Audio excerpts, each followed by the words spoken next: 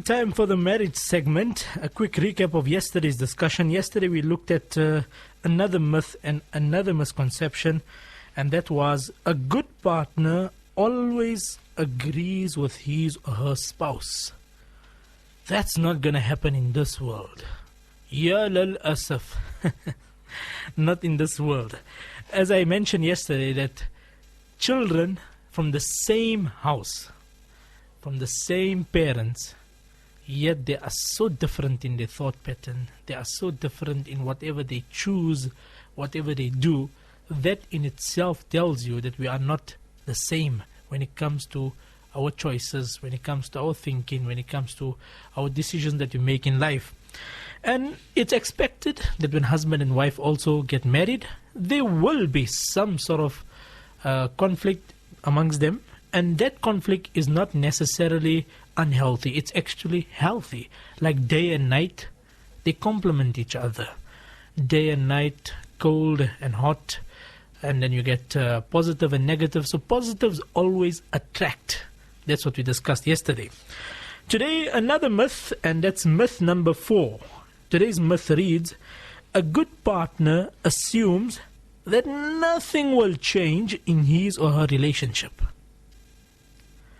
A good partner assumes that nothing will change in his or her relationship. Many people live in this dwell. They think it will always be rosy. It will always be happily ever after. And they lived peacefully. And they think that life will always be like the first month of marriage.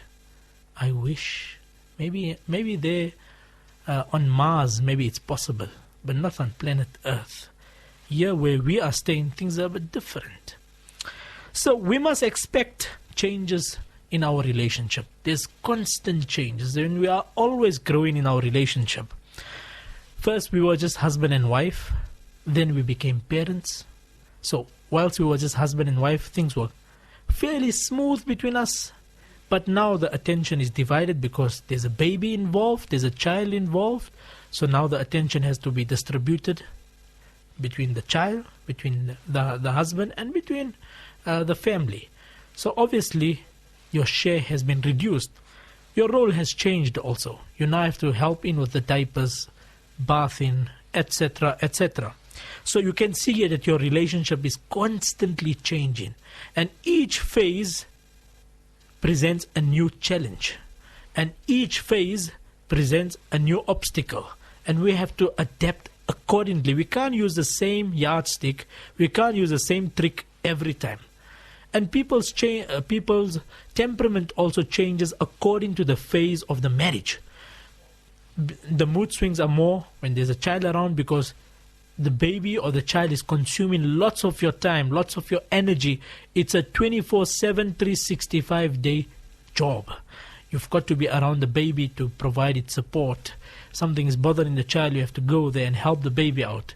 And at the same time, see to the husband, and at the same time, see to the house. It's not easy juggling through all those roles. So what I'm saying to you is that our roles continuously change throughout marriage. And the phases of marriage also take different turns every now and then. We have to be astute. We have to adapt accordingly and move according to the winds. Jidar ko hawa chale, udar ko chale, as they say in Urdu. So first it was just husband and wife. Things were moving fairly smooth. We were flexible. We could come in and come out at any time. But now there's a baby involved. There's a child involved. And it just gets more complex when there's 2 children, 3 children, 4 children, or 5 children involved. It gets complex as you move further into the journey. Also, you get different phases in your life. Loss of job. The husband lost his job or the wife lost his job. You have to make drastic changes. Not like tomorrow. It has to be done like yesterday. Immediate changes take place in the house. We have to cut down on expenses, which brings in tension within the relationship. So ugly fights do come about because of money matters. Loss of job, finances, these things, it's not like we plan them. It comes and it's part of the marriage. We have to pick up on it and we have to move. We have to be mature enough to handle these situations in life. You can't sit and say that, no, life is unfair to me. life is really unfair to me. Why am I going through all these problems? Like, hello, everybody goes through the same problems that you are experiencing. It's just that you are giving up and others have picked themselves up and they are moving. So, loss of job, finances cut down, there's drastic changes taking place in the home and in the marriage as a result. There's tension. At the end of the day, we are human beings. When there's a problem, we have problems, then we go through certain problems in our marriages and we get depressed and we tend to take it out on our partners or people around us. You know the cycle, how it goes. So that's how it is. These are unforeseen circumstances. Sometimes it's an accident of a loved one. Your wife meets up in an accident, or the husband meets up in an accident, or the son or the daughter or somebody meets up in an accident. Everybody has to make change or make shift for that one person. So that's how it is. Lots of changes that goes out in marriage, and each phase of our marriage presents a different challenge. And when you are elderly, there's a different challenge for the marriage. Now it's medication involved. There's proper support and frail care needed for each other. The husband needs to support the wife, and the wife needs to support the husband even more. And they need to support each other even more at this stage of their life, because they are literally dependent on each other. They cannot live without each other. So that's marriage. So if you think that marriage is going to stay the same, well, you're in the wrong world, my brother or my sister. You need to get another boat. This boat that we're sailing in this direction of marriage has different phases. Sometimes the waters are calm, and sometimes there's turbulent phases. Sometimes you need to weather the storm. So that's how life is. We need to be practical. We need to be pragmatic about it. That when we are in this journey, we must expect some hurdles.